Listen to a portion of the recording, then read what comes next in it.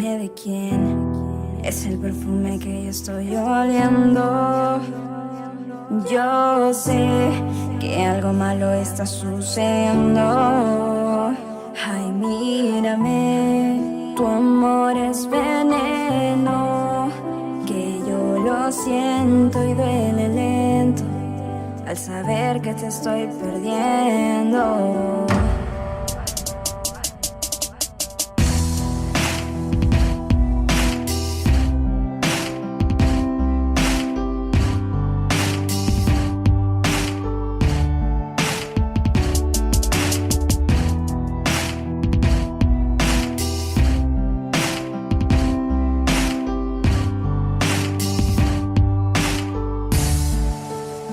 Estoy cansada ya, no puedo más. No me digas nada, déjame llorar y vete de aquí.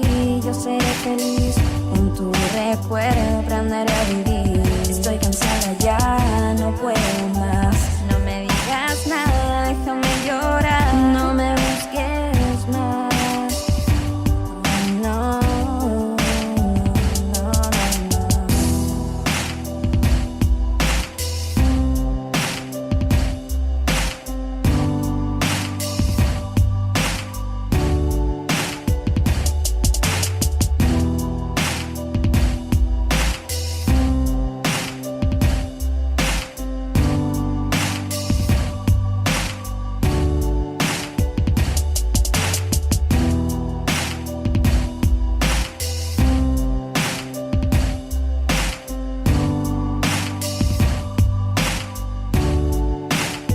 Estoy cansada ya, no puedo más. No me digas nada, déjame llorar y vete de aquí. Yo seré feliz con tu recuerdo, aprenderé a vivir. Estoy cansada ya, no puedo más. No me digas nada, déjame llorar. No me busques más.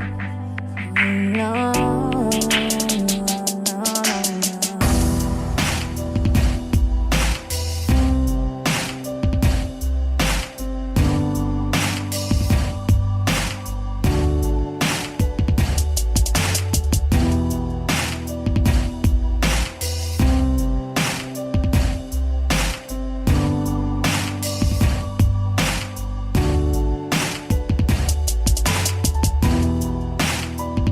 No me digas nada, déjame llorar.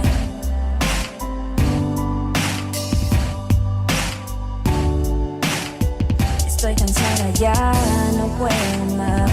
No me digas nada, déjame llorar. No me busques más. No, no, no. Please, llámale, díselo.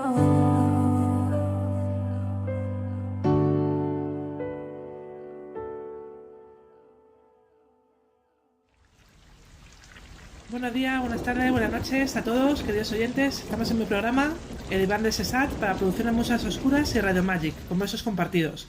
Mi nombre es Olga y estoy encantada de teneros al otro lado escuchando. Mi programa, os voy a hablar un poquito, nace con la intención de fomentar la lectura y la literatura, de picar vuestra curiosidad y hacer que cojáis un libro y lo leáis. También voy a promocionar autores nobles, no tan conocidos, pero que merecen que le deis una oportunidad de ser leídos. Sus obras merecen mucho la pena, creedme. Pero hoy, y como estamos celebrando Halloween, o ya hemos pasado a la celebración de Halloween, pero vamos, estamos dentro de este mes, os traigo un programa muy especial. Es una tertulia donde vamos a hablar del origen de esta fiesta, Halloween, y sobre todo de la literatura gótica de terror, con autores cúmenes de este género. Para ello me acompañan en esta tertulia el escritor de fantasía y terror Lou Ward Morrison y la licenciada en filología inglesa Esther Camus. Hola chicos, ¿qué tal? ¿Cómo estáis? Hola, buenos días. Buenas tardes. Hola chicos, buenas tardes. Bueno, vamos a hablar un poco del origen de esta fiesta. Sí. Esta fiesta que dicen que es una fiesta pagana, Halloween.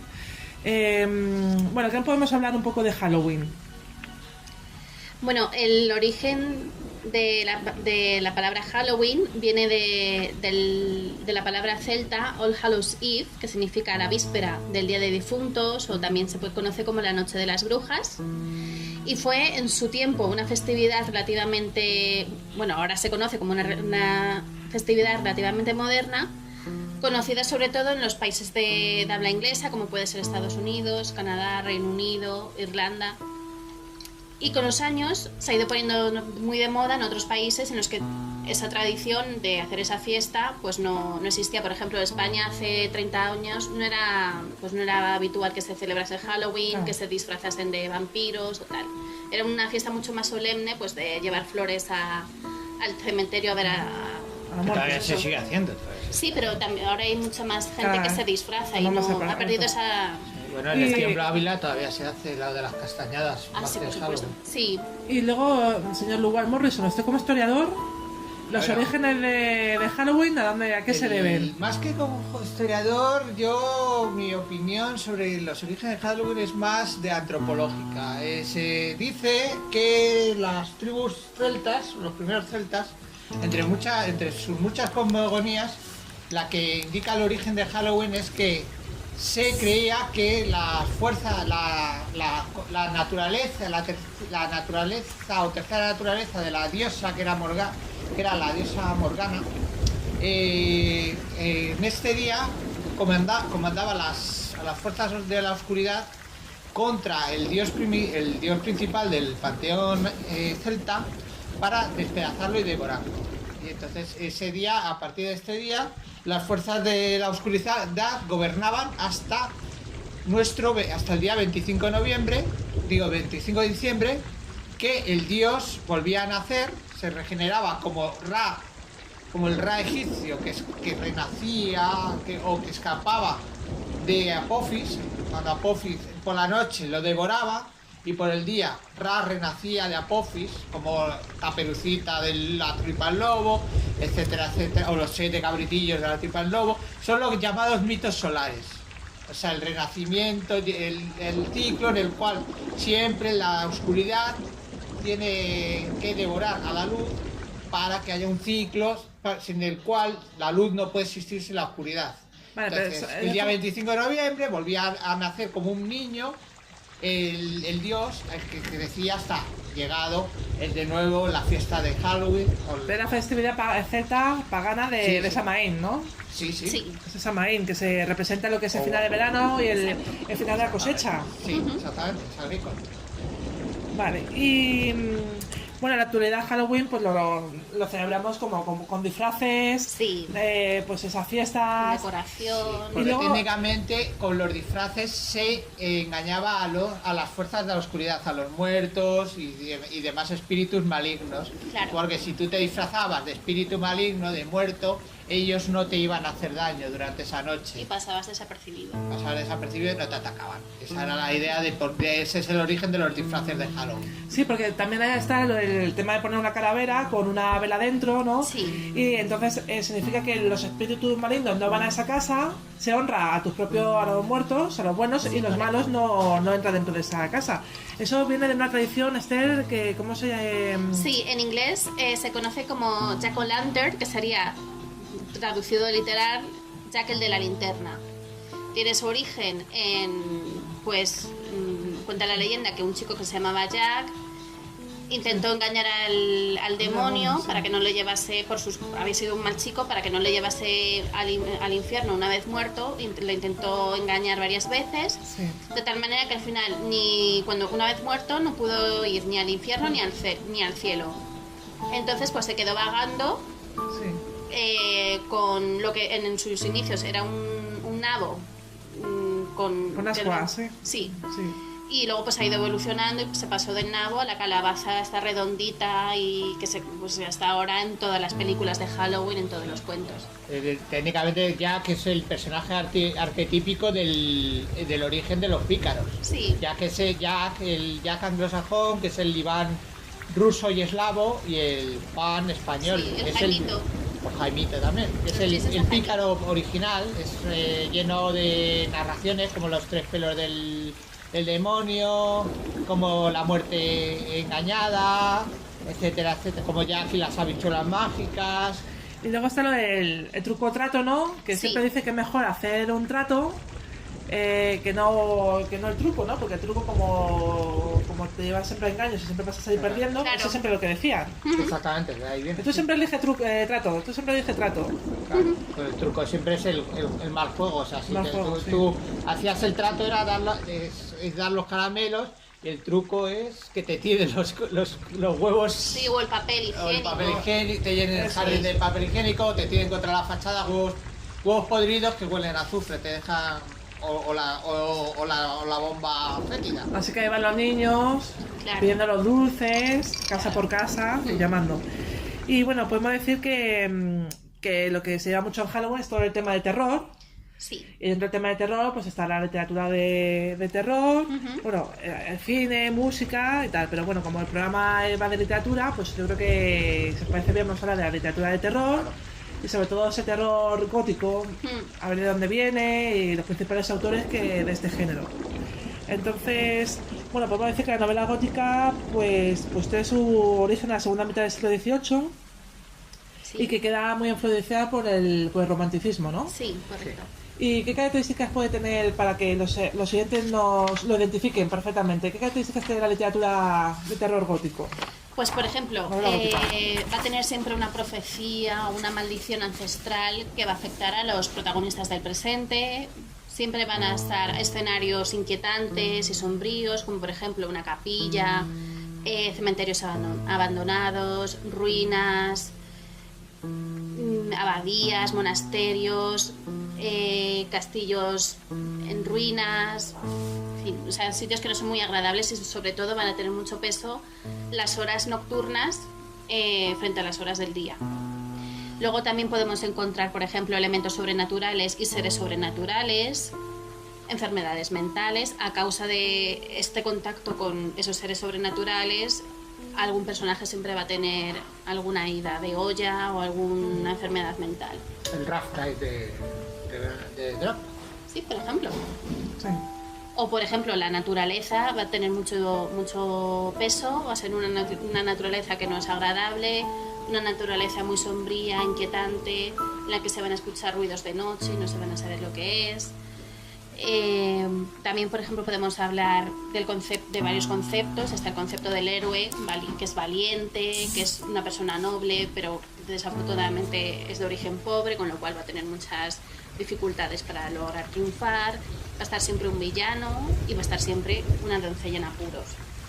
Que a medida que evolucione también el papel de la mujer en la historia, también va a evolucionar el papel de la mujer en los personajes literarios. Seguramente esto de la naturaleza también tiene mucho peso la propia religión católica, la idea de que la naturaleza sigue siendo el caos.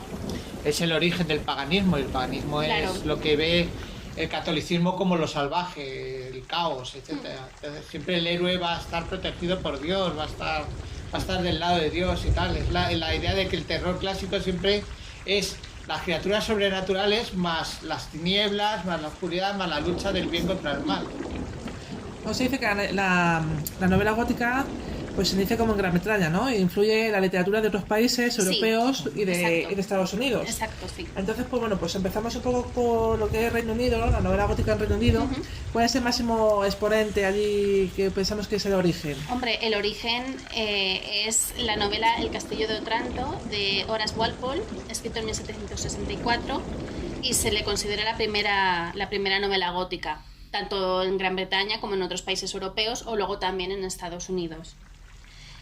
Es una novela que transcurre en Italia durante la Edad Media. En la obra hay un castillo en muy malas condiciones ya arquitectónicas y sobre ese castillo pesa una maldición que afecta al devenir de los protagonistas de la novela. Los elementos principales de la novela gótica también están en esta novela. Hay un maleficio, hay un joven que es de corazón noble, pero es un pobre campesino, hay personajes malvados, hay traición, hay muerte, está la típica doncella en apuros, de la que ya hemos hablado, pero no nos podemos quedar solo con el Castillo de Otranto como obra importantísima, también hay otras. Primero, como se inició la novela gótica en el siglo XVIII, hay novelas junto con el Castillo de Otranto que son muy importantes y luego ya también del siglo XIX. Del siglo XVIII, por ejemplo, estaría Los misterios de Udolfo, que fue escrita por Anne Radcliffe en 1794, que narra la historia de una joven que después de quedar huérfana la rapta un bandolero llamado Montoni en un castillo ruinoso. Y poco a poco la muchacha pues irá descubriendo qué secretos esconde el castillo y cuál es. Pero es curioso aquí la figura del bandolero, que aquí se le pone como un villano. Sí. Pero luego, por ejemplo, en España hay otra visión. Los bandoleros a veces tienen ese romanticismo de decir, es ese amor y tal, que te puedes subir con él. Sí. Y bueno, y dentro de los países anglosajones y nórdicos y demás, el bandolero es una especie de ogro. Sin ir más lejos, la novia del bandolero, su hermano Green, son una especie de caníbales. Incluso, y en La Reina de las Nieves hay un episodio en el cual la niña, mientras va buscando a su amiguito, es asaltada a la caravana por unos bandoleros que se la quieren comer, y le salva al que le cae en gracia a la hija del bandolero, no más que nada. Entonces es gracioso, sí es cierto esa diferencia. Sí, también por el carácter de... Además, bueno, sí, es cierto que para los sajones, yo creo que una vez para mi programa Cotidiana hablé de la posible influencia de los primeros de la familia de Swanee Finn, que fue un bandolero escocés entre los siglos... Bueno, se discute si puede ser del siglo XIV o del siglo XVI. Entonces ahí podría influir en estos países anglosajones y tal, esa figura, pero ¿por qué esta división podría ser? Hombre, también está, por ejemplo, Robin Hood, es otro bandolero de la cultura inglesa y es todo lo contrario de lo que se supone que es el personaje del bandolero en la novela Los Misterios de Udolpho, que es malvado. Robin Hood es todo lo contrario. Exactamente, pues es curioso, dependiendo de tal. También a lo mejor dependiendo del escritor, porque Walter Scott, que es el autor al que se le considera las novelas, aunque sea un personaje que se le cree que es real, el personaje de Robin Hood, la novela que nos llega a nosotros, la novelización es de Walter Scott, igual que Ivanhoe. También Robin Hood es un personaje de Ivanhoe. ¿Qué más novelas tenemos? Pues por ejemplo, también del siglo XVIII estaría la novela El monje, escrita por Matthew Lees en 1796, y muestra la historia de un monje español llamado Ambrosio y cómo cae pues, al lado malo de la vida, cae en desgracia, después se cuestiona su fe en Dios al desear a una joven que para colmo pues es de su familia. Entonces, se descubre al final que es eso, de su familia. Sí. Exactamente en relación con el mote de Errabundo, ¿no? Sí, así es un poco el mito del errante. Sí. Sí, ahí está el personaje del judío errante, aparece dentro, es una de las historias cortas, estilo la Cervantina Don Quijote, que ellos, tanto Maturín como Lewis, reconocieron la influencia del Quijote en su obra, esa intención de llevar el léser, ¿no? ¿Ok? Sí. Puede ser llevar eso. Hombre, esta novela lo que tiene interesante es que el personaje principal, que es el monje, que debería ser un hombre casto y puro, pues es el villano que está dispuesto pues a actuar en contra de su fe y incluso de abusar de una chica, que eso se supone que un monje católico no lo dice o no hace esas cosas.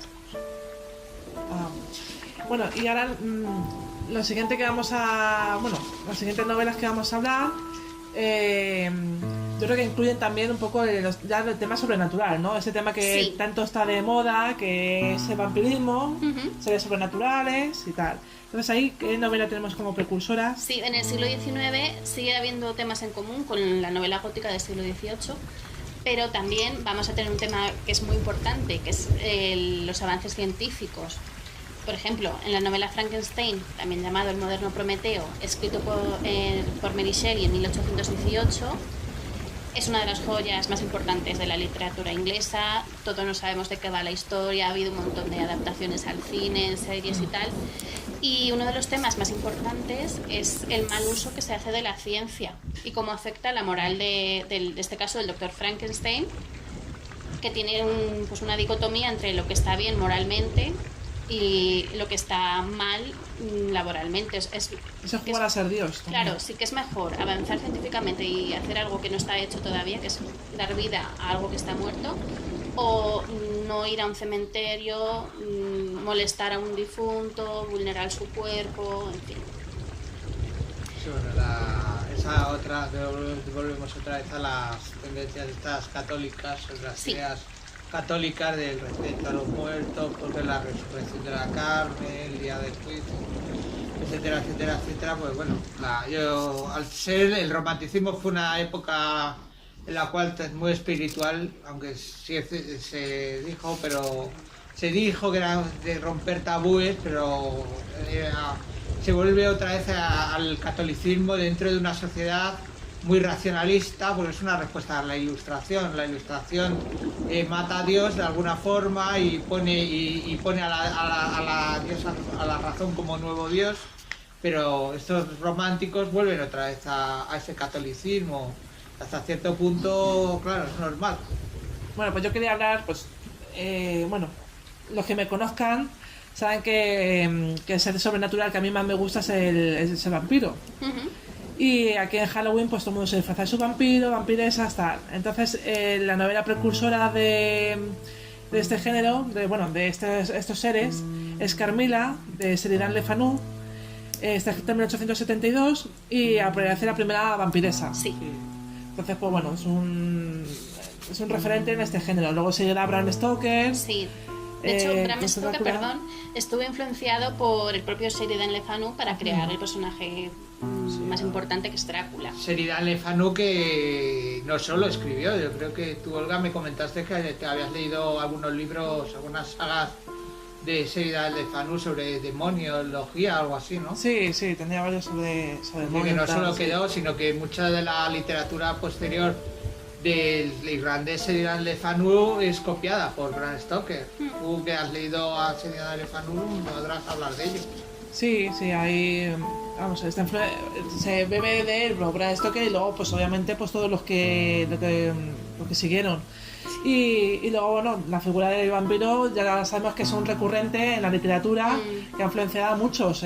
Yo destaco, aunque no sea dentro de la época, obviamente a Anne Rice, me quedé Anne Rice con su Lestat, ese personaje tan atrayente. Y luego, bueno, pues ha habido varias sagas más y algunas que no voy a mencionar porque me parece que tiene alguna poca calidad literaria para mi gusto.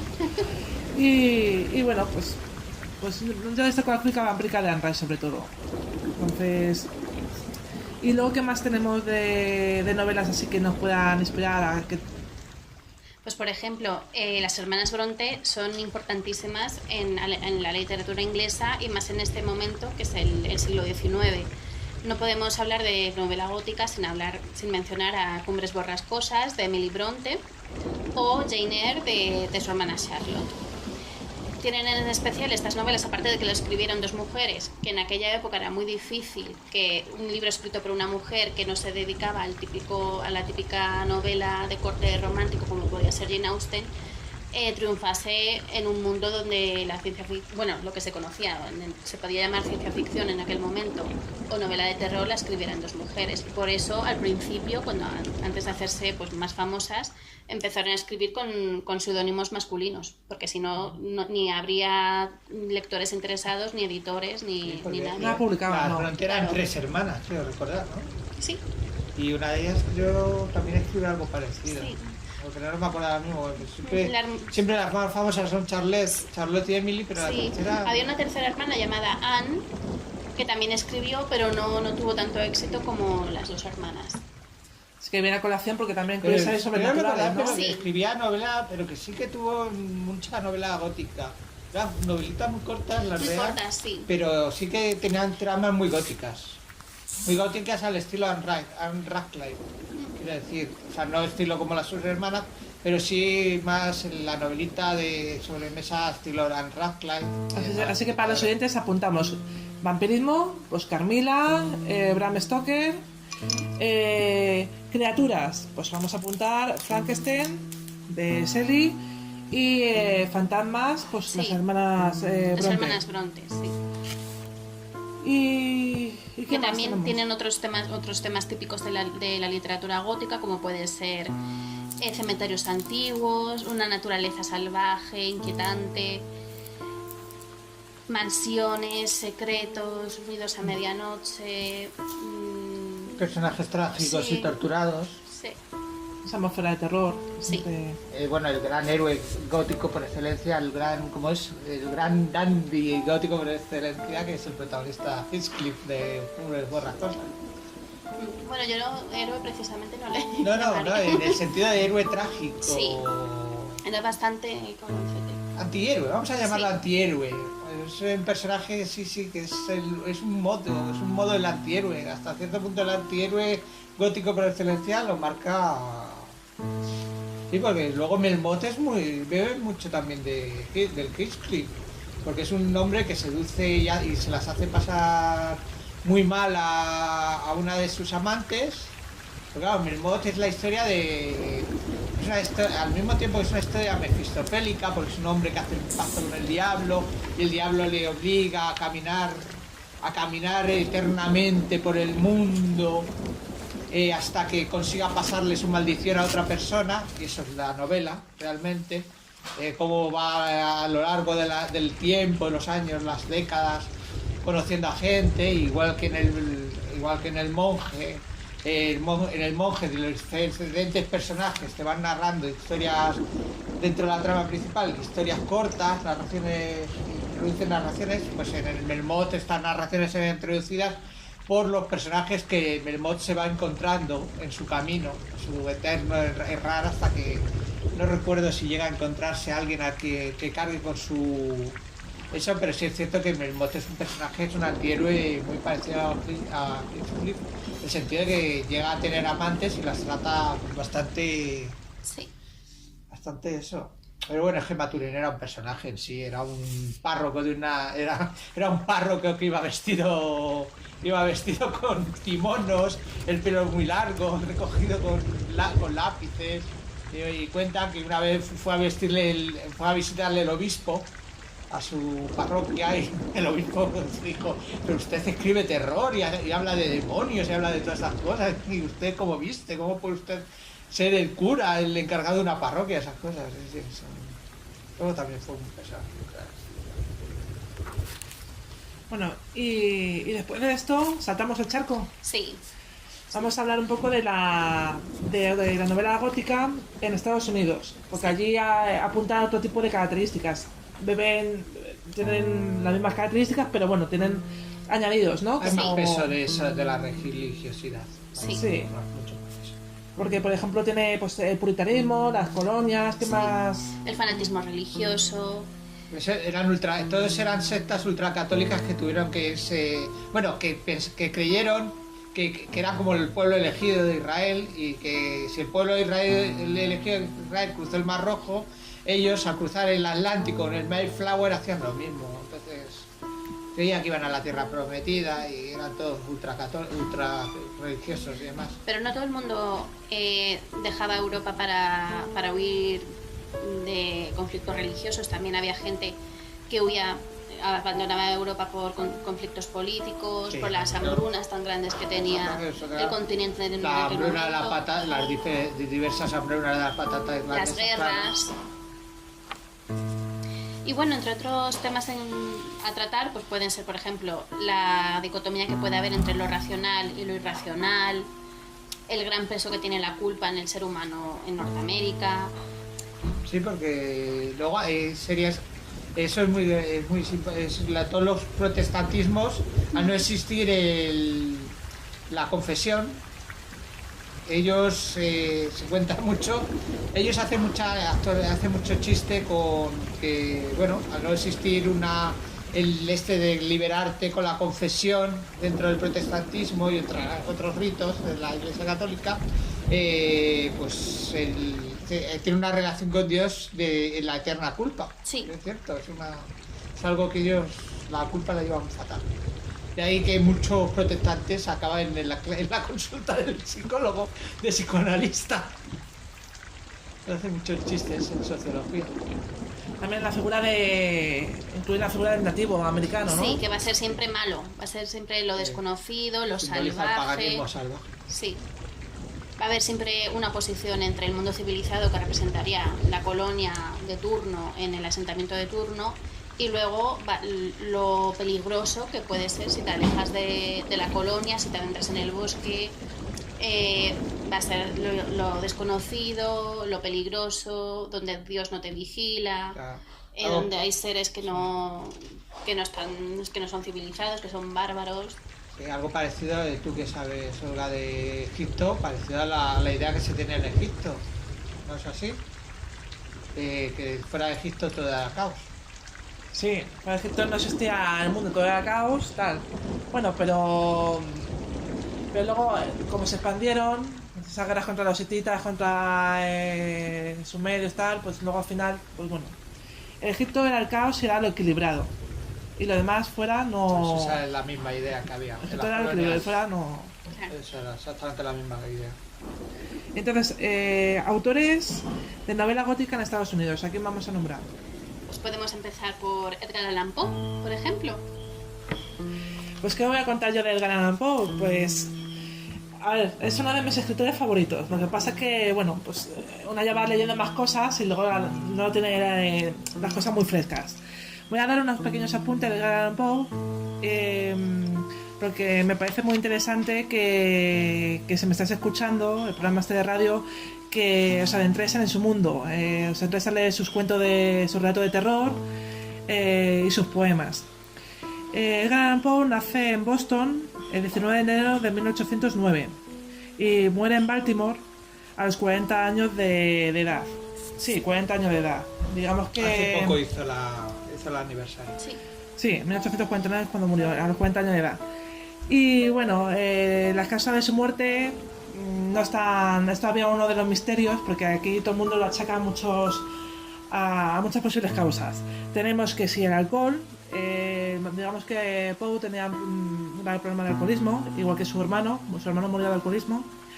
Luego, congestión cerebral, cuando una persona sí que era muy influyente moría, por aquella época, le ponían que todo había sido una congestión cerebral. Si había sido derivado de la muerte del alcoholismo, para no ponerle que había muerto del alcoholismo y limpiar un poco así su figura, decían que había sido por congestión cerebral. Pero bueno, también dice que el cólera, drogas, digamos que el láudano, era muy adicto al láudano en sus últimos meses de vida, e incluso 6 meses antes de su muerte se intentó suicidar con láudano. Así se lo contó a su tía en una de sus cartas. Pues fallo cardíaco también, rabia, suicidio, tuberculosis y otras causas de muerte. Edgar Allan Poe, escritor, poeta, crítico, periodista, fue lo que es el maestro del relato corto. Y fue un renovador de la novela gótica y a través de sus cuentos de terror. Y también está considerado como el inventor del relato detectivesco, de detectives. ¿Lo opináis así o no? Sí, no, hombre. Antes de Sherlock Holmes existe... Los crímenes de la calle Morgue. Sí, Monsieur Dupin, que son 3 relatos. Son los crímenes de la calle Morgue, la carta robada y el escarabajo dorado. El escarabajo de oro, sí. Entonces, Poe intentó vivir de la escritura. Digamos que... Bueno, no sin ir quería... más lejos, sus novelas detectivescas fueron vendidas como artículos periodísticos. Sí. La gente pensó de verdad que había ocurrido esas cosas. Yo puedo decir que realmente, viendo su trayectoria, no logró vivir de la escritura. Malvivió. Pobre hombre. Pobrecillo.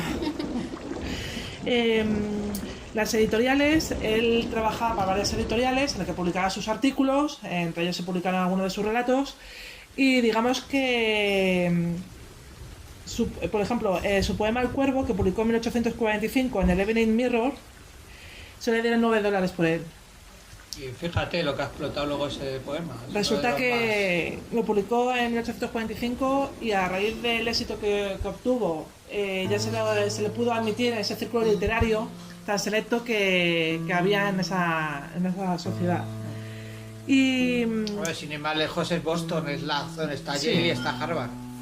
sí, bueno, él también fue director de un periódico de Broadway Journal, que resulta que bueno, todos conocemos que hubo también En esa época hubo una crisis económica que se llamaba el pánico de 1837, en la que ¿qué pasaba? Que las editoriales no pagaban a sus propios autores estadounidenses, se dedicaban a copiar textos de escritores ingleses, con lo cual, al final, tú eres un autor estadounidense, no te pagaban, ni se veía ni un duro, o te pagaban 4 miserias, y ellos se dedicaban a copiar a los ingleses, ¿no?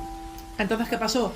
Que en esa crisis económica, que también se arrastró esos años, pues el periódico de Poe, pues cerró sus puertas y llevándole a la quiebra. Con lo cual, este pobre hombre, pues vivió en varias ciudades donde le podían admitir, en Baltimore, Filadelfia, Nueva York. Digamos que en Baltimore se casó, conoció a su prima de 13 años de edad, y se casó con ella. Se llamaba Virginia Clem. Virginia Clem murió a los 26 años de edad de tuberculosis. Se dice que el poema Annabel Lee, que es uno de los poemas más prestigiosos de Poe, incluso por Radio Futura hace poco, para mí es poco, a 20, 30 años. Sí, pues se dice que Annabel Lee se lo dedicó a su esposa una vez fallecida. Y bueno, más cosas que puedo apuntar. Voy a apuntar que yo tengo 2 relatos que son los que más me gustan, que son El pozo y el péndulo, y bueno, el de Berenice también está bien, pero bueno, y El corazón del ator. Para mí son los que más representan este momento de cuento de terror y novela gótica. No sé si vosotros lo veis bien o... Sí. ¿Os gustan esos cuentos o...? Sí, no, hombre, ha sido muy... Encima, uno ha dado pie a un gran clásico de la literatura moderna, como es del Hellbound Heart, que luego se ha conocido como el Hellraiser de Clive Barker, y luego El pozo y el péndulo, por Dios, es mítico, también ha sido adaptado y readaptado una y 100 veces, ¿no? Sí. Son muy conocidas. Bueno, el pozo de péndulo, que es pues, esa persona que está abajo de un pozo, que está atado, y que es un péndulo que lleva una guadaña, que se va acercando y él sabe la angustia de que le va a cortar por la mitad. No, ambos juegan con el suspense, son grandes terror psicológico. Terror psicológico y suspense, claro. Efectivamente. Y El corazón del ator, pues representa pues, una persona que vive con un anciano, ¿no? Que este anciano pues tiene un ojo que está enfermo y le llama el ojo de buitre. Resulta que se obsesiona tanto con ese ojo que coge y al final acaba matando al anciano. Entonces lo mete detrás unos tablones debajo del suelo de la casa, despedaza el cuerpo y lo entierra ahí. Y lo que piensa es que el corazón ya sin vida de ese hombre late debajo de las tablas, Sí. y le lleva al otro a obsesionarse. Es la obsesión por la violencia por el crimen que ha cometido. Ese sería uno de los temas de la novela gótica, la demencia mental, la locura. Y bueno, ¿qué más podemos contar? Aparte de Poe, ¿a quién más tenemos? Pues por ejemplo, podríamos hablar de Washington Irving. Nacido en Nueva York en 1783, fue editor, fue novelista, fue autor de relatos cortos, ensayista. Enamorado de la Alhambra, todavía tiene También, su despacho. sí. En la Alhambra Ah, todavía sí, tiene historiador. su despacho. Historiador, sí. Sí, tocó muchos temas. Si nos centramos en la novela gótica, pues obviamente su máxima novela es La leyenda de Sleepy Hollow. Sleepy Hollow es un pueblecito en la zona de cercano a Salem, en la zona de Boston, y trata del mito del jinete sin cabeza y cómo afecta y cómo influye y atemoriza a un pobre maestro de escuela llamado Ichabod. Anda que nos han hecho series, películas con ello, Sí, ¿eh? cierto, sí. Esto se explota mucho. Sí, Sí, yo creo que en nuestra generación casi todos conocemos la leyenda de Sleepy Hollow por la película de Disney, de animación. sí, también está la adaptación de Tim Burton, o la serie Pero que... eso ya más posterior. Sí, Nuestra generación es de los años 80. Así que tenemos a Poe, a Irving. ¿Qué más? pues por ejemplo podemos hablar de Nathaniel Hawthorne. Este autor fue descendiente de uno de los jueces que en el siglo XVII juzgaron a unas mujeres acusándolas de brujería, lo llamado la caza de brujas de Salem. Anda, qué Y los juicios de Salem, sí. De hecho, su apellido es Hawthorne, pero su verdadero apellido se escribía de forma diferente, y a fin de que no le relacionasen con ese antepasado suyo, del cual pues despreciaba lo que había hecho, condenando a esas pobres chicas que no serían posiblemente brujas ni serían nada, simplemente pues serían unas pobres caídas en desgracia y acusadas por su comunidad. Pues, Sí, bueno, Arthur Miller en su siglo También, XXI claro. escribió El Crisol, Claro. que trata esos temas. Claro. Bueno, también él lo utilizaba para denunciar La caza de brujas, la caza de sí, brujas el de comunismo. macartismo. sí, pues para no estar asociado con ese antepasado suyo, se modificó el apellido suyo añadiendo una letra, cambiándolo, ahora no recuerdo muy bien. Su novela máxima es La letra escarlata, escrita en 1850, en la que, bueno, pues no es una novela de terror, simplemente pues es una novela que critica pues el fanatismo religioso que tenía una comunidad. Sí, pero bueno, tiene el elemento Sí. del mal dentro del indígena como el mal. Claro, Claro, sí. Y también el poder negativo que tiene el bosque. La protagonista Hester, no le gustaba lo opresivo que era su comunidad, se iba al bosque a leer y ahí estaba feliz. Entonces, pues A ver, las la- marujas de sus vecinas, fíjate esta, que Sí, va me atacaron de bruja, ¿no? Claro, que va a Y que la va a marca hacer con sola. la que nace el hijo Claro, de la bueno, niña también es que bastarda, el se acuesta párroco. con un Sí, el padre, sí. párroco, el Que pastor. precisamente se acuesta con él en el bosque, que es donde ella puede ser libre y no estar encorsetada por su sociedad. Y sí, nace una niña de fruto de esa unión, que la llaman Perla, porque se supone que pese a que ha nacido de la vergüenza, del escándalo público y tal, pues es una cosa preciosa, es alguien precioso como una perla. Sí, que tiene un antojo, creo recordar, ¿no? Y tiene una manchita bueno, podía ser un lunar perfectamente, pero les pareció estupendo. Las vecinas cotorras, pues fíjate, porque ha pecado en el bosque y le ha salido el lunar que posiblemente todo el pueblo tenga uno en su vida, en su espalda o en sus piernas, donde sea, pero hay que acusar a la muchacha de brujería. Sí, yo creo que me está acordando de Demi Moore, que era la actriz Sí, que... Sí, la película fue La película- Gary era Oldman. Gary Oldman. Hija de Oldman. Oh, qué guapo. Sí, sí, estaba muy bien. Sí. Luego también podemos hablar de dos relatos que me parecen interesantes.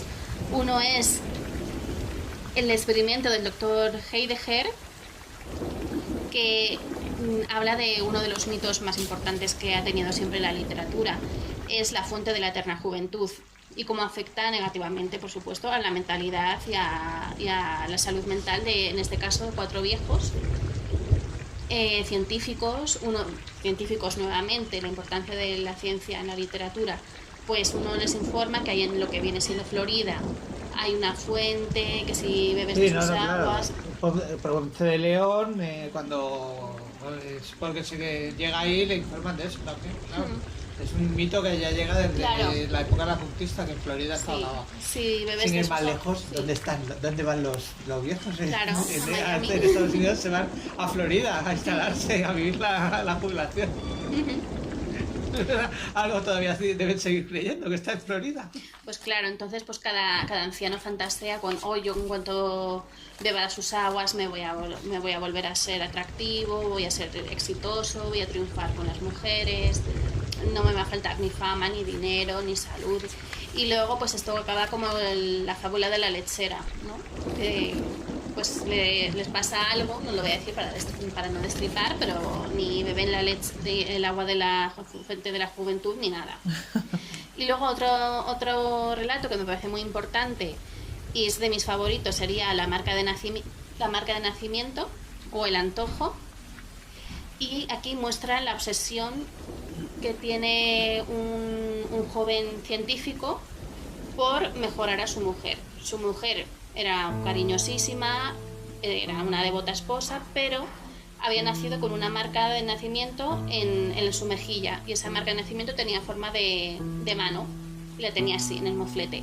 Entonces, pese a que era todo lo buena del mundo, todo lo guapa y todo lo buena esposa que podía ser esta señora, a su marido científico no le cuadraba que alguien tan perfecto como ella tuviese ese gran defecto. Entonces le convenció, ella estaba muy contenta con cómo era, porque decía, yo me he casado contigo, que eres mi amor, y tenemos una familia y somos felices, no me interesa para nada que me quites o sea, el antojo, porque para mí no es relevante. Pero bueno, la convenció el otro, que te voy a dejar mucho mejor, que no sé qué, empezó a hacer potingues con ella y a hacer experimentos, y al final, justo en el día en que consigue eliminar el antojo de la cara de su mujer y se queda con la cara absolutamente perfecta, su mujer se muere. Eso tiene también mucho que ver, por ejemplo, con Poe, ¿no? Porque, Sí, por ejemplo, sí. tenemos el retrato oval, en el que ese pintor, obsesionado con la pintura, Sí. dice a su Bueno, mujer... perfecto. Bueno, la mujer no tenía ganas de pintura, ni quería saber de la pintura. Ujú, Y siempre está obsesionado con ese rostro perfecto de su mujer. claro, Vamos a pintarte, vamos a pintar, que no. Venga, vamos a subir a la torre, encima a la torre, a la torre, la pobre. y te vamos a pintar. Y se pasa horas pintando a la mujer que estaba un poco mal de salud, débil. El chico pintando, dale que te pinta, y cuando se da la vuelta la mujer Estaba muerta. está Sí. difunta. Esa obsesión, Sí, sí. esa... Por lo perfecto, sí, por el fanatismo que puede ser con el hombre y sus motivaciones, en este caso la pintura o en este caso la ciencia, ¿no? Sí, porque en Berenice también de Poe es sobre los dientes, ¿no? Tenía esa obsesión con Sí. la dentadura De la chica, sí. se hace su collar y sus cosas. Voy a hacer un relicario con tu diente. O sea que también deben tener También, todos términos sí. comunes. Sí, si nos ponemos muy feministas, podríamos decir que es una forma de cosificación a Sí. la amada en este Sí. caso, porque no te vale tu mujer, que te ha parecido siempre buenísima, con tener una marca de nacimiento en la cara, si es Sí. perfecta para ti y ella te quiere, o porque no te contentas con haber hecho un cuadro de tu mujer que tienes que hacer 20.000 todo el rato. Claro, sí. ¿Qué más pasamos? Pues, por ejemplo, podemos pasar a otro autor que se llama Brockden Brown. Nacido en Filadelfia en 1771, no se concibe la novela gótica americana sin él, que es conocido como el papá de la novela gótica americana o la transformación. Y tiene elementos típicos de la novela gótica, como pueden ser el fanatismo religioso, que ya hemos mencionado antes, las comunidades cerradas de mente, la demencia, elementos sobrenaturales, miedo a un recién llegado, que en este caso es un joven llamado Carwin que llega a ese pueblecito, y justo cuando llega a él empiezan a ocurrir cosas. Y un hombre concreto, el hermano de la protagonista, empieza a escuchar vocecitas diciéndole que tiene que matar. O sea que también reúne todas esas características, ¿no? Que hablamos Sí. del fanatismo religioso, Exacto. esa demencia. Y luego hay un autor que, bueno, pues yo creo que no podemos dejar de mencionarlo, Lovecraft. Si da lo igual, mencionamos a Lovecraft El señor o no, Howey. o no mencionamos a Lovecraft. Howey, hombre, a ver, Lovecraft se puede considerar dentro del gótico americano como el que lo recoge todo. Recoge la influencia no solo ya de sus antecedentes dentro de la propia América, que también yo creo que Blackwood era americano también, ¿no? Sí. Sí. Que Blackwood lo llega a nombrar con su Wendigo, que es un monstruo. Bueno, realmente el Wendigo es un ser mitológico de las mitologías indígenas americanas. Lo recoge en un relato. También él recoge de autores británicos como Manchen, esa obsesión por esos dioses antiguos que pueden traer un mal, Lord Dusaní, lo onírico, la monstruosidad del sueño, casi todo lo que hemos hablado lo recoge el propio Philip Lovecraft, por el tema de que él nace en una familia de lo que se puede llamar la Nueva Inglaterra, muy preocupada por la clase social en la cual se encuentra, aunque luego finalmente con el tiempo se fueron convirtiendo en muertos de hambre, incluso teniendo que ir desde una típica casa victoriana de esta tan americana que vivimos en película, hasta un cuarto alquilado donde acabó sus días, por una de sus tías. Entonces Lovecraft tiene la suerte tiene la suerte de su padre es un vendedor ambulante, que acabó cucu, acabó loco en sus últimos años de vida, los pasa en un manicomio. Su madre era una mujer, Susie Phillips era una mujer, pues bueno, de esta, bueno, mítica, que enseñó a su hijo de que, bueno, todo lo que había fuera de casa era malo, eran todos unos sucios, una gente malísima, que él era un chico especial y bueno, ya cuando se quedó viuda, pues con más razón empezó a malcriarlo. Cada vez si él quería salir de la sala materna le decía que era feo y que nadie le iba a querer y que si se salía del círculo sería un fracaso su vida. Vamos, que Howard Phillips Lovecraft, como muchos psicópatas míticos, pues podría haber sido, si no llega a ser escritor, hubiera sido uno de los mayores asesinos en serie. Pero bueno, él tiene la suerte de que su abuelito pues le cuenta cuentos, tenía una gran biblioteca a la cual él tiene acceso, y dice que bueno, su primera historia la escribe, su primer cuento, que es La bestia de la cueva, creo que la escribe con 14 años, y a los 6 ya es ateo, porque su abuelo se ha leído las mil y una noches y se ha leído libros sobre mitología grecolatina, y a los 6 años ya se declara ateo. A ver, teniendo en cuenta que él sigue teniendo que ir a la escuela dominical, sigue teniendo que tener una educación anabaptista por parte de su madre y creo que anglicana, puritana, creo por parte de su padre. Por tanto, él sigue teniendo una educación religiosa, pero él se declara ateo desde los 6 años. Y el espacio de esta, que es algo muy gracioso, porque sobre todo en Argentina hay mucho deseo, y escuchando a conferencias y autores argentinos. Pues eso. ¿Y obras más características de Lovecraft? Quitemos para que nuestros oyentes puedan... Pues hombre, tiene La sombra sobre Innsmouth, El color venido del espacio, que se llama, bueno, Dagon, La sombra sobre Innsmouth, La llamada de Cthulhu, o sea, es... El Chutulú, como lo digo yo, el Chutulú. Para mí es indispensable Las ratas en las paredes, La casa de la bruja también es indispensable, el extraño caso de Charles Dexter Ward, y bueno, en las montañas de la locura, que es una secuela que escribe, o él mismo, el propio Lovecraft dice que escribe la montaña de la locura como segunda parte de Arthur Gordon Pym, de Poe. Y luego, pues así, un rápido vistazo a otros países, por ejemplo.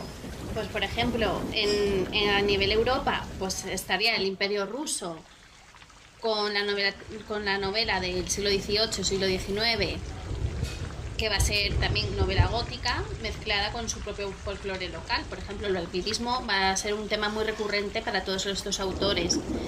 Hay que decir que existen, o se tiene la creencia de unos vampiros típicos rusos, los upires, que tenían la capacidad de atacar tanto de día como de noche en el día que había un fallecido en esa comunidad. Y tenían la costumbre de que cuando atacaban, pues les comía el corazón a la víctima. Ese vampiro sustituía el corazón de esa víctima, que estaba ya recién comida, por un corazón de animal, por ejemplo de gallina, y milagrosamente, no sabemos por qué, pero esa víctima sobrevivía al ataque. Eso sí, no estaba bien considerado en su comunidad, le hacían el vacío y le invitaban pues a vivir recluido y fuera de la comunidad, y le consideraban pues un paria. Hay dos autores, bueno, hay bastantes, pero tenemos un tiempo limitado. Por ejemplo, está Nikolai Gogol, que se caracteriza por tener un estilo grotesco en su literatura, con cuentos como el Vigi. El Vigi es un ser monstruoso. Pero es árabe, quiero recordar. El Vigi, creo que es árabe, ¿no? Pero lo escribe en este caso Nikolai Gogol. Sí, es una criatura demoníaca que vive en el bosque, y en ese bosque 3 amigos que se han perdido tienen que hacer noche y vivirán pues elementos sobrenaturales y en fin, que les afectará a unos mejor que otros. Otro autor muy importante es, por ejemplo, Alexei Tolstoy, que fue primo segundo de León Tolstoy. Vuelve a tocar el tema del vampirismo en relatos suyos como La familia del Bordulac, de 1839, o El vampiro, de 1841. Y luego también en Alemania también tenemos que destacar algunos autores, sí, ¿no? Hoffmann, por ejemplo. Sí, Eta Hoffmann es uno de los máximos representantes de la novela gótica de su país, de Alemania, con cuentos y mitos como por ejemplo El hombre de arena, que luego llevó al dibujante y escritor Neil Gaiman Guionista. sí, en su relato, en su cómic de Sandman, y también a la canción de los años 50, Mr. Sandman. Sí, Mr. Sandman, sí. Y el Enter Sandman de Metallica, sí. Sí, también. Es el mito de que el Sandman, el hombre de arena, viene a echarte arena a los ojos para que te quedes dormido. Sí. Luego hay una versión de terror que te dice lo que te puede pasar si Te los arranca, se los te los come. arranca y se los come y todo eso. Sí. Y bueno, este autor pues ha influenciado no solo a otros compañeros de profesión, sino también a gente experta en otras disciplinas, como por ejemplo en música. Influenció a Tchaikovsky para crear la ópera, el ballet del Cascanueces, o a Offenbach en su obra Los cuentos de Offenbach, o sea, los cuentos de Hoffmann, sí.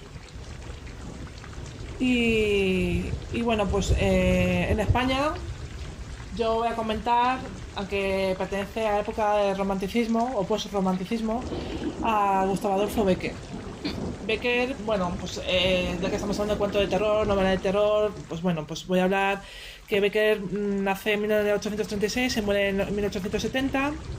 Él publicó lo que son su obra más importante son las rimas y leyendas. Las leyendas las publicó en un formato folletín o en novelas por entregas en varios periódicos madrileños, como El Contemporáneo. El Contemporáneo era un periódico en el que él era redactor.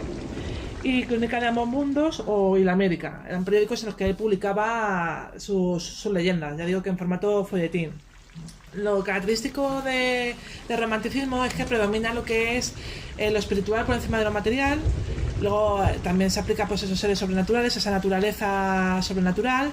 Luego hay mujeres que, en este caso, las mujeres tienen una belleza pues idealizada, pero también son perversas en algunos... Sí. La mayoría de estos casos sí que... cierta misoginia entre estos románticos. Sí.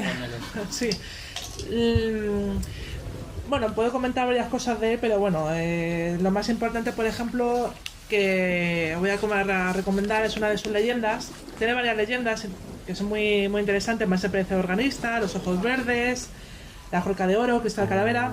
Pero ya que estamos en Halloween, os voy a comentar un poco lo que es el Monte de las Ánimas, ¿vale? El Monte de las Ánimas es una de sus leyendas más famosas. Favorita. Y se desarrolla el Día de Todos los Santos, ¿vale? Es Soria, el Día de Todos los Santos. Se encuentra la leyenda que tiene lugar en el Monte de las Ánimas, entre los templarios, que eran guerreros religiosos, y los nobles de Castilla, que contribuyeron a reconquistar la ciudad de los árabes. Sucedió un conflicto de intereses. Pues los primeros tenían acotados el monte donde reservaban caza, y los otros realizaron una batalla en el coto. Por tanto, surgió una batalla entre ambos y se cubrió todo el monte de cadáveres. Entonces se dice que en la noche de los difuntos la campana de la capilla suena sola y los espíritus de aquellos muertos despiertan y luchan en una pelea fantástica. Beatriz y Alonso mantenían una conversación hasta que el joven echó en falta una banda azul que su primo Alonso le había regalado. Esta cayó en cuenta de que se había olvidado en el Monte de las Ánimas. Y su primo, en un intento de demostrar su valentía, a pesar del profundo miedo que le daba acudir a aquel monte en una fecha tan especial, se pone en marcha y va a buscar a la banda. Aquella noche, mientras Alonso partía, Beatriz reza por él. Y hasta que no amaneció, no se descubre que la banda azul se encontraba en su lecho, ensangrentada. Alonso había sido devorado por los lobos y esta, bueno, que muere asustada al ver la banda ensangrada. Se ha petrificado, ¿no? Entonces se dice que se ve a los espíritus de los templarios y todo, pues llevar lo que es la marcha de lo que es de difuntos. Pero esta también es una leyenda que siempre está en Galicia, siempre se dice esto, ¿no? Sí, la Santa Compaña. Sí, siempre se habla de esto de... Y bueno, el propio Jack Lantern que antes contábamos es una santa compañía, lo que se narra, porque lo que le hace es conducir las ánimas de los muertos hasta las puertas del cielo o del infierno. Entonces, lo que le hace con su calabaza de esos, guiar dar luz a las ánimas. Entonces también es la... Así que os leo que, pues eso, os recomiendo que pues en esta fecha se Monte de las Ánimas. Es una lectura, yo creo que especial para... Sí. Es muy típica de esta de fuego de campamento o al brasero en esta época, al brasero de las castañas, contarla. Hombre, hay que pensar también que en el pasado hubo asentamientos celtas en la zona de Galicia, de Asturias, del norte de Castilla y León, y como celtas pues compartían más o menos rituales y creencias como los celtas que hemos estado mencionando. Sí, bueno, hay una de las cosmogonías celtas, o sea, de cómo se forma. Dice que los celtas vinieron desde Galicia e invadieron Irlanda. No es Chicos, al revés. Vamos a tener que ir cerrando el programa y luego yo tenía aquí apuntado también que la novela gótica también se hace un poco de mofa, ¿no? A eso de los Sí. fantasmas. Sí. Esas apariciones, esos seres sobrenaturales, pues nos podemos reír un poco de ellos también. No siempre la novela gótica ha estado bien considerada tanto para escritores como lectores. Por ejemplo, ha habido, en este caso, yo quiero hablar de dos autores que se han dedicado a ridiculizar el estilo de la novela gótica en obras suyas. Por ejemplo, en Jane Austen, con la novela La abadía de Northanger, escrita en 1817, es una sátira hacia todo el género literario de la novela gótica. La protagonista es una niña que vive, una jovencita que vive obsesionada con todas las novelas góticas que se lee, y llega un momento que no sabe diferenciar entre lo que las aventuras góticas que vive su mente con la realidad de chica jovencita que tiene que tomar el té y que tiene que estar callada. Y otro autor, por ejemplo, es Oscar Wilde. En su novela El fantasma de Canterville, escrita en 1887, pues se hace burla de todos los típicos elementos que tiene una novela gótica al uso. En este caso hay un castillo ruinoso, hay un fantasma, que es el fantasma de Sir Canterville, pero en este caso el pobrecito que se dedicaba a ahuyentar a todos los visitantes de ese castillo, pues se topa con unos visitantes, unos humanos, que no solo no les da miedo ese fantasma, sino que se dedican a mofarse de él, a ridiculizarle, a decir, pues qué tipo de existencia triste tienes, que estás aquí varado y no sabes qué hacer. Sí. Sir Canterville no lograba atemorizar a los nuevos inquilinos. Claro. Y bueno, pues yo creo que hasta aquí es lo que nos sale el programa. Podríamos seguir haciendo 50 programas Sí, a mí y no me nos gustaría cansaríamos aclarar nunca. una cosita, para que no se enfaden mis queridos lectores, amigos y fans afectados. Vale, no he podido acabar, es que hay una lectura entre escritores, estudiosos de los argentinos, en el cual relacionan el pensamiento nietzscheano con Lovecraft. Y es una cosa que quería destacar. No lo había oído hasta ahora de otro lado, pero es cierto que en Argentina se da mucho el unir el pensamiento nietzscheano, la idea de los mitos, la muerte de Dios y la sustitución por los dioses grecolatinos, porque Locke de niño hacía panteones a los dioses grecolatinos. Muy bien, pues entonces pues aquí queda el programa. Hemos recomendado a Poe, Lovecraft, Becker, Washington Irving, un montón de autores, un montón de autores. Haceos con sus obras, leer, como siempre os recomiendo. Y nada, nos seguimos escuchando en el próximo programa. Un besito muy fuerte para Producciones Musas Oscuras, Radio Magic, Versos Compartidos. Un beso especial a Ramónica y a Pablo. Y seguimos la próxima semana en el diván de Sesat. Un beso. Desde Producciones Musas Oscuras, chicos, Radio Magic, para Versos Compartidos. Os saludo desde mi sección, el diván de Sesat. Mi nombre es Olga. Os quiero hablar de la novela El difunto de las 100 viudas de Marcial Martín. Esta novela ha sido publicada este año 2018 en la editorial Libros y tiene la siguiente sinopsis, que os voy a leer. Dice así: viendo la sonrisa que luce Luis Rosales en su ataúd, se diría que se está burlando de las caras de estupor que se les quedan a la gente de bien que contemplan atónitas como una marabunta de mujeres extravagantes, presumiblemente prostitutas, se presentan en el tanatorio para brindarle un último adiós. Pero lo cierto es que si en vida el protagonista de tan peculiar velatorio hubiera sabido el espectáculo que con su defunción iba a provocar, la verdadera causa de su fallecimiento hubiera sido la vergüenza. ¿Verdad que es muy interesante? Pues ¿a qué esperáis para haceros con ella? Os comento que podéis conseguirla en la web de la editorial Libros, en Amazon y en principales librerías. Y ahora, para picaros un poco más la curiosidad, os voy a dejar con el primer capítulo de esta novela, cuyo título es El velatorio. Está narrado este capítulo en voz por el propio autor y por Rosa García, que es una dobladora profesional. No lo perdáis, y gracias por seguir escuchando mi sección. Sonríe. Nos vemos la próxima semana. Le murmuró una mujer a la señora que la acompañaba, después de haber dado el pésame a los 2 hijos del difunto y haberse parado enfrente del cristal, detrás del cual el cuerpo de Luis Rosales descansaba inanimado. Sí, parece que sonríe. Acordó la señora, mientras ambas se persignaban antes de dejar vacante el sitio de enfrente de la caja mortuoria. Sentado en una silla a la derecha del escaparate, Luis Rosales, hijo, estaba profundamente descorazonado. Con las manos entrelazadas y la cabeza gacha, de sus ojos humedecidos manaban lágrimas directamente exprimidas desde lo más hondo de su pecho.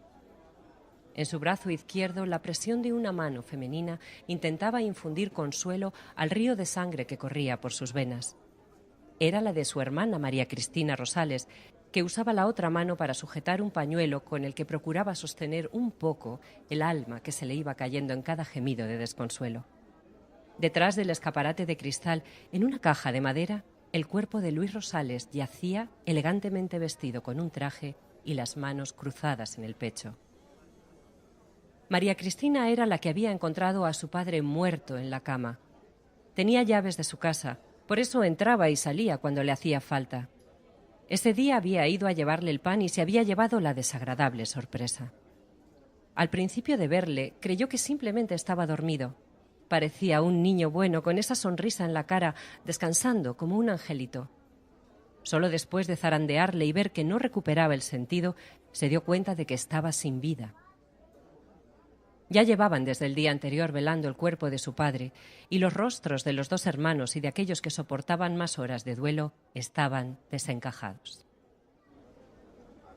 En las cabezas de ambos hermanos no había consuelo, solo preguntas que no tenían respuesta sobre cómo era posible que el destino fuera tan injusto. Por delante de ellos pasaban como un desfile muchas personas dándoles el pésame, como si fueran una etapa más del recorrido que luego pasaba frente al cuerpo del difunto.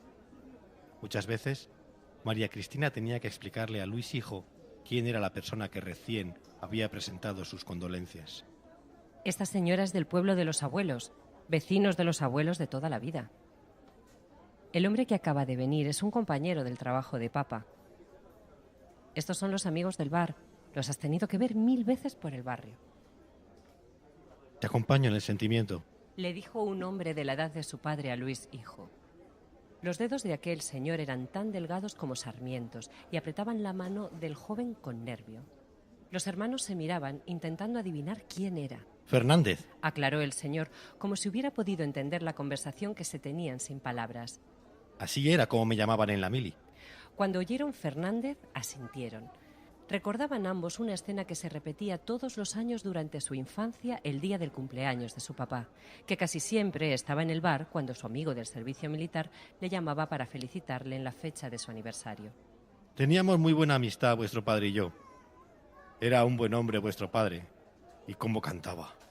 Un poco vergonzoso, pero cuando se tomaba un par de aguardientes en la cantina del cuartel, acabábamos todos haciéndole corrillo. Y tras reiterar sus condolencias, se apartó. ¿Tú le has oído cantar alguna vez a papá? Preguntó Luis.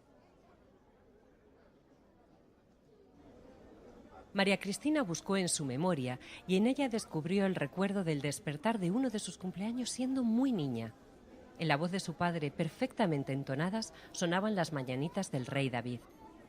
Por un momento sintió la felicidad de aquel día. No contestó a su hermano. Se quedó el recuerdo para ella sola. Luis tampoco insistió. Como respuesta a su propia pregunta, le vino a la cabeza la imagen de su padre cantando clavelitos en la boda de uno de los primos, con la corbata desatada y cercos de sudor en los sobacos, agarrando por el hombro a un incomodado miembro de la tuna, levantando la voz por encima de todos ellos, y la cara de su madre muerta de vergüenza sin saber dónde meterse. La evocación de esta imagen le hizo sonreír. Perdida la noción exacta de las cosas, abrumados por tanta gente, sufriendo la inesperada muerte de su querido padre, una voz destacó de entre las que habían escuchado hasta ese momento. ¿Ustedes son los hijos de Luis? Ay, lo siento muchísimo, de veras. Era una señora más bien joven, e iba vestida de un luto extravagante, con altos zapatos de tacón negro, velo de rejilla y una pamela. Había hablado entre sollozos y daba la impresión de ser la plañidera más triste del mundo. ¿Quién es?, se preguntaron los hermanos cuando se alejó, y por más que hicieron memoria, no supieron encontrarle ninguna relación, ni de parentesco, ni de amistad. María Cristina y Luis hubieran olvidado la visita de esta señora si no hubiera sido porque, al poco rato, aparecieron otras dos vestidas de la misma guisa. Eran dos personas de color, y cuando les dieron el pésame, en sus labios se dejó notar un cálido acento caribeño.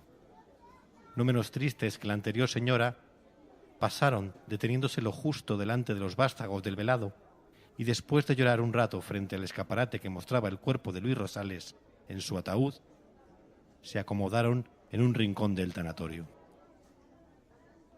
Luego se acercaron a presentar sus condolencias dos chicas jóvenes, rubias, delgadas, que vestían de forma discreta pantalones vaqueros y camisas de colores lisos, a las que, cuando hablaban, se les adivinaba su origen eslavo. A continuación de estas, fueron acercándose a dar el pésame otras muchas mujeres brasileñas, colombianas, rusas, ecuatorianas, españolas, marroquíes, delgadas, rellenitas, rubias, morenas, bonitas, guapas, resultonas, negras como el ébano, blancas como la leche, otras del color del café cortado.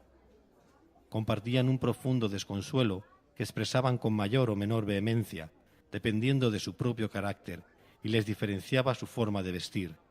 La mayoría eran discretas, pero lo pintoresco del atuendo de unas pocas de ellas contagiaba a todo el conjunto de un aire extravagante que, para los que miraban desde fuera, resultaba especialmente grotesco, dadas las circunstancias. En cuestión de una hora, el tanatorio se llenó hasta tal punto que, entre familiares, vecinos, amistades y todas estas mujeres de intrigante procedencia, no había prácticamente sitio en la sala. El dolor de María Cristina se mezclaba con la curiosidad por saber qué hacía toda esa gente en el velatorio de su padre. Llegó a sentirse indignada porque esas personas estuvieran compartiendo el lugar en el que ella explayaba su desazón. Por eso, sobreponiéndose a la desgracia, sacó fuerzas para levantarse de su asiento y acercarse hasta donde algunas de esas mujeres lloraban desconsoladas. Perdone que les moleste. ¿Ustedes de qué conocían a mi padre? Somos admiradoras suyas, contestó la mujer. Su padre era un gran artista. La acompaño en el sentimiento. Mi padre era albañil, replicó la señora, dando por terminada la conversación. La acompaño en el sentimiento. Además de la repentina muerte de Luis, el tema de conversación de una parte de la gente que estaba en el velatorio era qué hacía allí la otra parte, o sea, qué hacían todas aquellas mujeres llorando a su Luis. Especulaban acerca de su procedencia y condición, dado lo heterogéneo de sus orígenes y razas. A algunas personas la curiosidad les llevaba a atreverse a preguntarles de qué conocían a Luis, a lo que todas, en un mejor o peor castellano, con un acento de uno u otro lado, le contestaban, como a María Cristina, que eran admiradoras suyas o, simplemente, que le conocían de cantar. Os acompaña en el sentimiento. Lo siento mucho. Fueron las frases con las que Antonio y Manolo, dos viejos amigos del barrio de Luis, dieron el pésame a los hermanos. Después se situaron en un rincón del tanatorio, de pie, porque la concurrencia había ocupado de sobra todas las sillas disponibles en el local. Ambos estaban profundamente tristes, y solo Antonio hablaba para comentar que la vida era una puta mierda, mientras se le escapaba alguna que otra lágrima. Y aunque Manolo no lloraba, el disgusto era igualmente patente en su gesto mohíno y en su pose encorvada. La primera corona que llegó no llamó la atención de demasiada gente. Los empleados la colocaron junto a las demás y en principio fue más su enorme tamaño que el mensaje en sí lo que hizo que algunos se distrajeran de su pena y miraran durante unos instantes el aparatoso adorno floral. Antonio fue uno de los pocos que se fijó en el texto, que en letras grandes y doradas destacaba sobre el color morado de la cinta. De tus amigas de Dominicana. Leyó lo suficientemente alto como para que pudiera escucharlo Manolo, que le contestó mirándolo con reproche. Fue cuando colocaron la siguiente corona, cuando se encendió un murmullo que sonaba en una frecuencia distinta al run run inherente a cualquier concentración de españoles, por muy solemne que ésta sea. Tus amigas de la Rumanía no te olvidan. Era el mensaje de condolencia que figuraba en esta nueva corona, que llamaba tanto o más la atención que la de las dominicanas, porque aunque era bastante más pequeña, el montaje de las flores representaba los colores de la bandera del país del que presumiblemente procedían las remitentes. Antonio, que miraba curioso cómo colocaban esta nueva corona, le dio con el codo a su acompañante para llamar su atención y le preguntó a Manolo dónde estaba la Rumanía.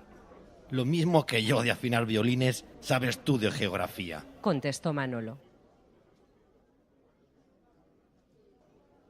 Antonio no insistió más en el asunto, habida cuenta de que apenas la corona se hubo asentado en el suelo del local, ya estaban metiendo un centro de gladiolos y rosas en cuya cinta se leía: de tus amigas de la Europa del Este.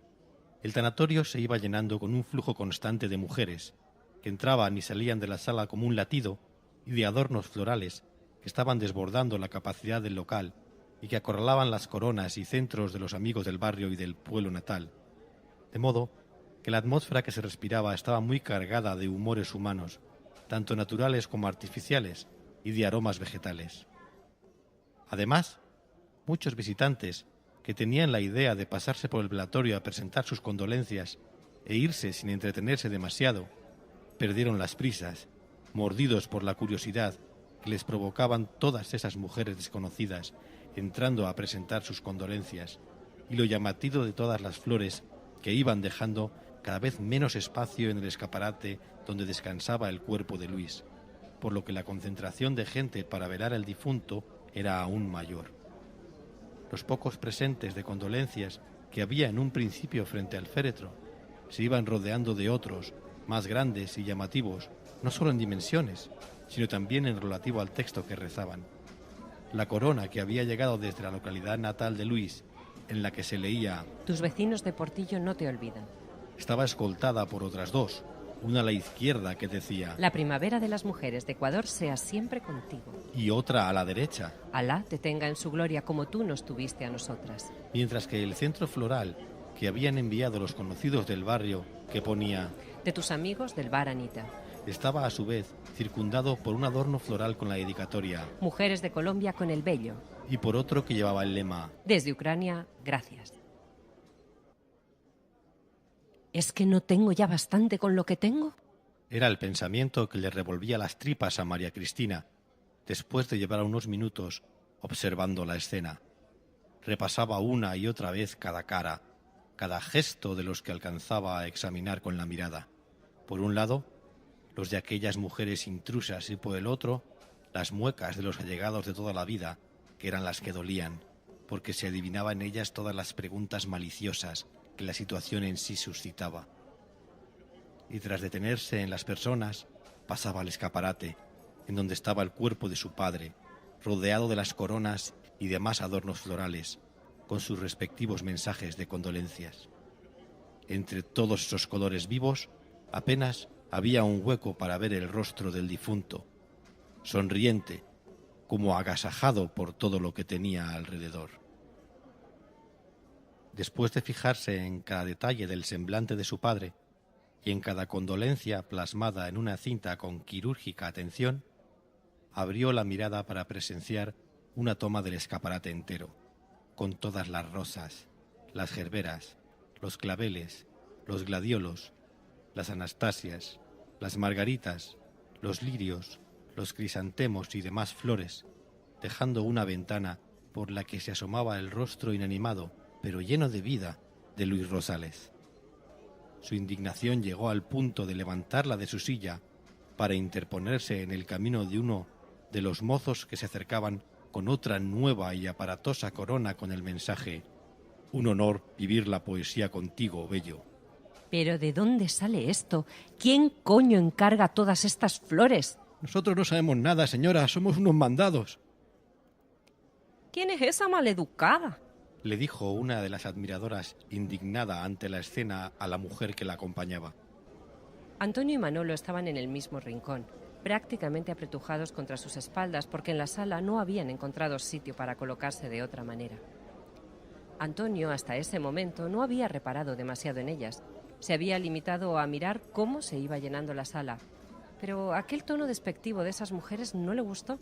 Pensó que la familia merecía todo el respeto del mundo. Así que, llamando la atención de una de ellas, tocándole suavemente el hombro, le dijo con firmeza: Perdone, la chica a la que usted llama maleducada es la hija. Pero en cuanto la aludida se dio la vuelta, la severidad de Antonio se desvaneció en los ojos de ella, que lo miraban con alegre picardía porque acababan de reconocerse. «Hola, ¿qué tal?», le respondió ella cordialmente, sin tener en consideración cómo habían sonado las palabras de Antonio. Bien, gracias, contestó él avergonzado. Ella se volvió deslizándole una sonrisa mientras giraba nuevamente la cabeza al frente, queriendo evocar un momento de placer compartido. Antonio, que estaba petrificado, miró a Manolo, que para alivio suyo, inmerso en su pena, no se había dado cuenta. Observó a la mujer por la espalda. Con el pelo recogido, sin tacones y con esa ropa tan discreta, no la había reconocido. Con el gusanillo en el estómago dejó de prestarle atención a las coronas y empezó a inspeccionar las caras. La mayoría eran desconocidas, pero tras fijarse con detenimiento pudo identificar alguna de ellas de forma inequívoca, lo que le llevó a confirmar sus sospechas. ¡Me cago en la hostia! No pudo evitar exclamar en el instante en el que terminó de atar cabos, en un tono tan alto que la gente que tenía a su alrededor se giró hacia él. Manolo, sorprendido por el exabrupto, como un acto reflejo, le chistó para que contuviera el volumen de su voz. ¡Tss! Una vez los ojos inquisidores de los curiosos se hubieron retirado de ellos, Antonio se acercó al oído de su amigo. Manolo, son putas. ¡Sal, maldita sea! Bueno, me iré. Pero dime qué pasa, ¿de acuerdo? Dime qué pasa. Tú no quieres estar conmigo. Sí quiero. Realmente quiero. ¿Sabes qué dirá la gente? No. Y no me importa. Porque es fácil para ti, ¿verdad? Porque tú no eres la zorra de la clase. No digas eso. Todo el mundo dice eso. Yo no lo digo. Sí, lo hiciste. Cuando viste esa foto. Yo no lo creí. Estaba furioso por un minuto. Porque estaba celoso de Justin. Y estaba molesto contigo por quererlo a él y no a mí. Y fui un imbécil. Y lo siento. Y nunca podré corregirlo. Y nunca podré decirte esto, pero te amo. Y nunca te haría daño. Y no me iré. Ni ahora. Ni nunca. Te amo, Hannah. ¿Por qué no dijiste eso cuando estaba viva?